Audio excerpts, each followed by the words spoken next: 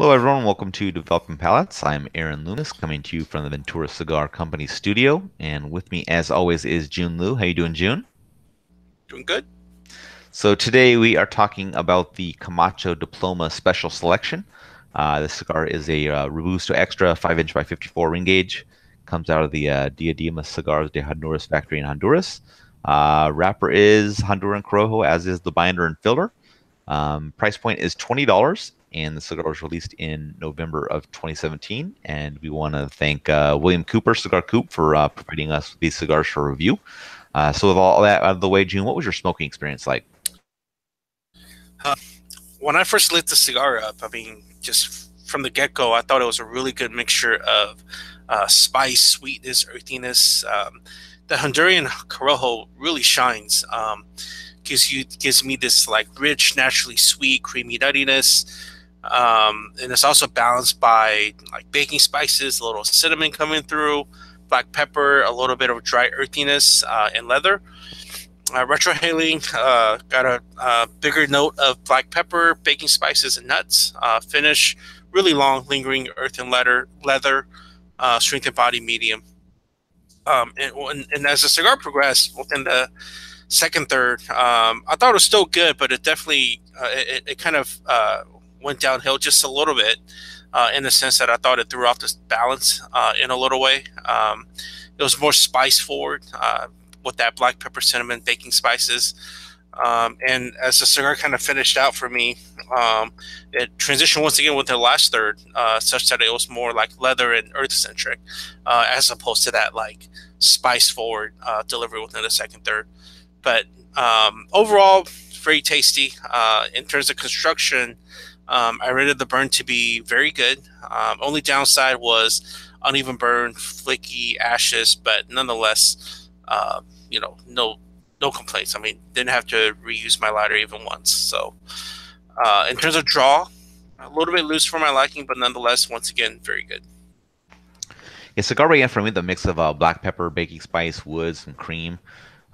Baking spice kind of faded out a little bit pretty early on. A little further in, that pepper kind of backed down a little bit, kind of equals with the wood. Cream was kind of close behind that. Retrohale still kind of pepper heavy with a bit of a wood supporting note. And then as the third was wrapping up, kind of a mellow sweetness joined the mix of the pepper, the wood, and the cream, and the strength was just slightly above medium.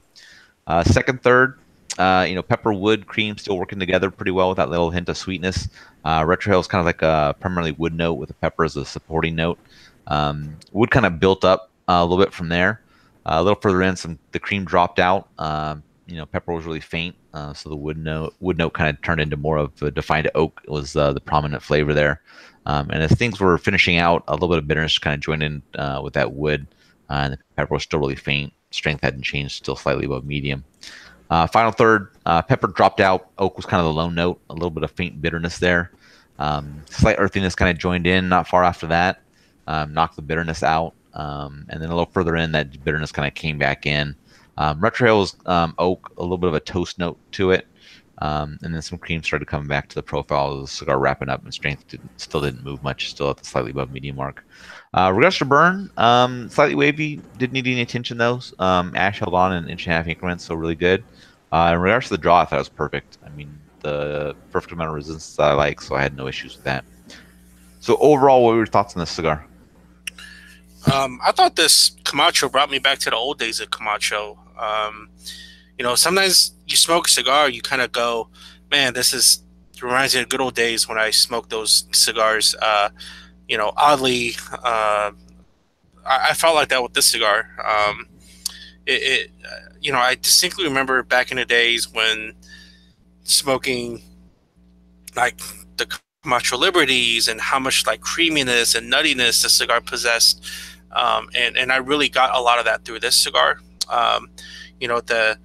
The over the top packaging definitely matched in the sense of not being disappointed with the flavor profile that I gave, I thought.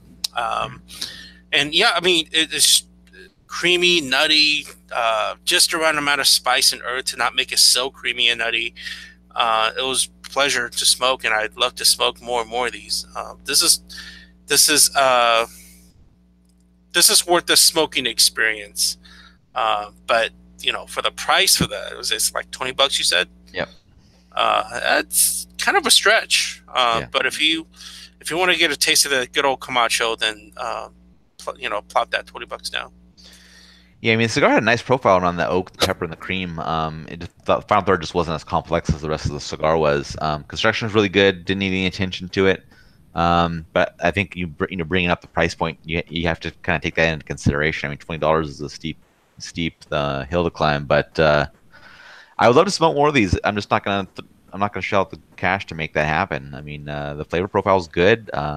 Everything was good about it except for the price. I mean, I don't know how much those triangle coffins cost, but knock those out. I wonder if that knocks off, $2 or $3 off the price. Maybe that helps out. But I mean, I think what you said. I mean, if you're a fan of the old Camacho, it's probably worth the $20 one time to maybe just revisit that and see if you feel like you need to have more of that in your life, and you just know that you got to start saving up to be able to make that happen, kind of thing. But yeah, I mean, it's I guess a tale of two things. I mean, you got to worry about price versus enjoyment level, and if it's worth it to you or not. So, getting the scores, I gave it a 6.72. You gave it a 7.27. How do you think your score matched up? Good. Very good from the first third. Good flavors on the second and last third. Really good construction. Great score. Yeah, I'd agree. I mean, really good flavor profile, very good construction. So that's kind of shakes out how it works for me. I mean, high sixes is pretty good, but the cost doesn't factor into that score, but it definitely factors into our cost per point. So you can see how high that is when you look at the review. So, like I said, you just kind of have to balance that out and find out what your sweet spot is for wanting to enjoy it at what cost. So, any other final thoughts from you on that? Going back to the cost,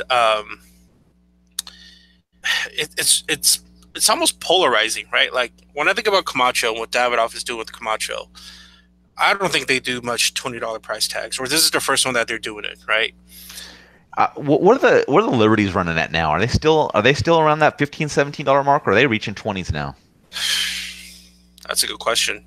They've got to be reaching 20s. But like for instance, I just did like a quick dig on like internet dig on like Camacho, like they had the infused, I guess, or barrel aged, right, right. Camacho variants. They're like $10-$11. Yeah. And and then you come out with this diploma that, oh, by the way, the Liberty is like $20 MSRP. So okay. That's another case. That's another special thing is, the Liberty is, I would call that, bar none, the flagship Camacho. Right. Right.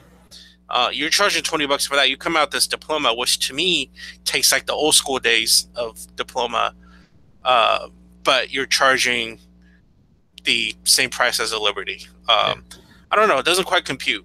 Right. So, especially when you're doing like those barrel aged ones for like $10-$11 for like a Toro, I think. Yeah. Yeah, I'm not too sure what the marketing behind that is, but hey, man, like that diamond box might be really worth that much. Who knows? Yeah, exactly. It's a nice box. Yeah. If you're just catching this video on YouTube, be sure to subscribe to us, but also check out the full written review on the website, developingpalates.com. Be sure to follow us on all the social media channels, Facebook, Instagram, Twitter, Google+. Catch all of our reviews, recaps on podcast, iTunes, Google Play, and Podbean. Thank you for tuning in, and we will catch you on the next one.